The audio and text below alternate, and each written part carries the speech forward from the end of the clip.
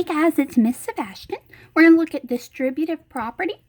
Okay, so the distributive property is when you hand whatever's on the outside of the parentheses out to everything inside. So, which value is equivalent to the expression 3 times the quantity of 4 minus 2? So, I like to write it out. And I like to take a different color and draw my arrows. The arrows help me not forget what I'm doing.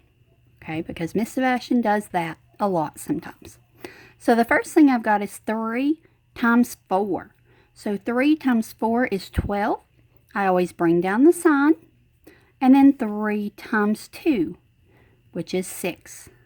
12 minus 6 gives me 6. And that's all you have to do for distributive property. Let's try another one. 7 times 8 minus 2. I take my other color and I do 7 times 8. 7 times 8 is 56. Bring down the subtract sign. And 7 times 2 is 14. When I subtract, I get 42. And I'm done. Okay, let's look at number 3. Uses the greatest common factor in the distributive property to rewrite the sum. 28 plus 42. Well, the first thing I need to know is what's the greatest common factor. So we could come over here and say, okay, 28 is 4 times 7. Okay, and that's 2 times 2 times 7. And 42 is 6 times 7. Or 2 times 3 times 7. So I circle what's in common. And I see that my greatest common factor is 2 times 7 or 14. So what happens here is they say, okay, I'm taking 14 out of everything. So 28 divided by 14 leaves me with 2. And 42 divided by 14 leaves me with 3. So all they're doing is, if I handed this back out, 14 times 2 would give me 28, and 14 times 3 would give me 42.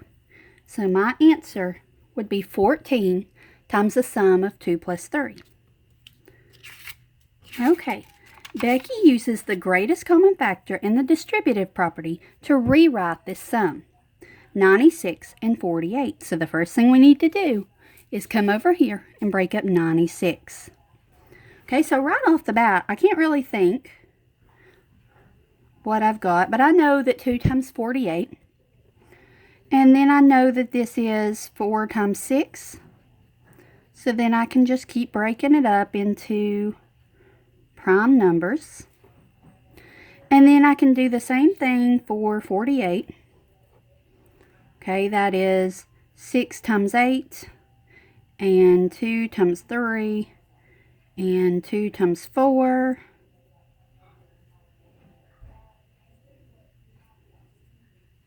So then I can take my color and find matches. I've got a 3 and a 3, a 2 and a 2, a 2 and a 2, a 2 and a 2. This should have had another 2. Sorry. Okay, so the greatest common factor is 2 times 3 times 2 times 2 times 2, which is 48. Okay, so 48, I've got 96 plus 48. So 48 goes into 96 2 times. So 48 times 2 is 96, plus, remember these match, and 48 times what gives me 48? Well, 1. So 48 times the sum of 2 plus 1.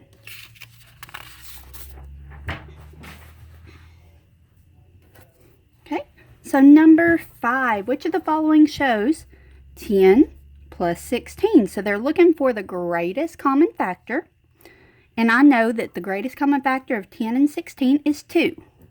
So I'm going to pull a 2 out. What times 2 gives me 10? 5. 2 times 5 gives me 10. Bring down the plus sign.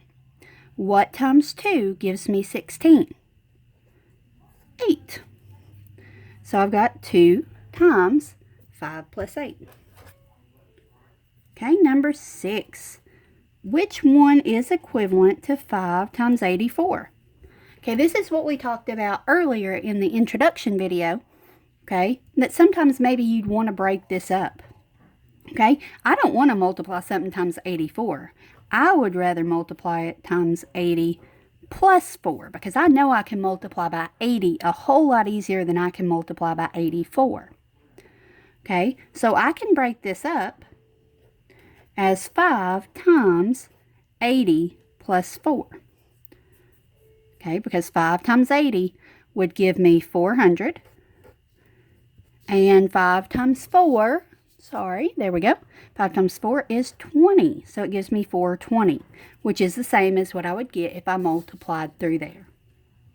Okay, watch over here because they also gave you a 50 times 80 plus 4, so just make sure you don't choose that. They're trying to be tricky. Okay, so number 7. 6 times 64. Okay, how could you break this up? Well, you could say, okay, what adds together to give me 64? And I know that 60 plus 4 gives me 64. So I'm going to look over here and choose 6 times 60 plus 4. Okay, same thing on this one. 6 times 84. I want to spread the wealth there. And instead of 80, I want to do 80 plus 4. Okay, it's always good to do the tens or the hundreds here, and then whatever's left right here. Okay, so I would choose B. And then last but not least, we've got 9 times 36.